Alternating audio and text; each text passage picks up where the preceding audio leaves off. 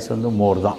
மோர் வந்து உடலை குளிர்ப்பிக்கிறதோட கூடுதலாக ப்ரோபயோட்டிக்ஸ் நமக்கு கொடுக்குது. ப்ரோபயோட்டிக்ஸ் அப்படின்னா என்னென்னா, உடலுக்கு நல்லது செய்யக்கூடிய நுண்ணுயிர்களை தரக்கூடிய தன்மை வந்து அந்த மோரில் தான் இருக்குது. லாக்டோபசில்னு சொல்லக்கூடிய நுண்ணுயிரியை இந்த மோரில் நம்ம தினம் எடுத்துக்க குடலில் நமக்கு சீரணத்தன்மை நல்லாயிருக்கும்.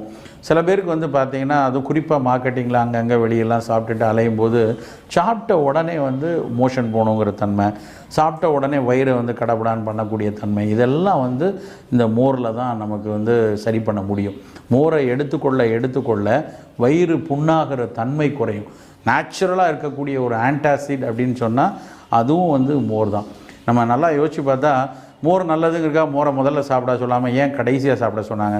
முதல்ல குழம்பு, அதுக்கப்புறம் காய்கறி, அதுக்கப்புறம் ரசம் சாதம், கடைசியாக மோர் சாப்பிட சொன்னதுக்கு காரணமும் நம்ம ஒரு அன்றாட சீரணத்தில் கூட நமக்கு குடலில்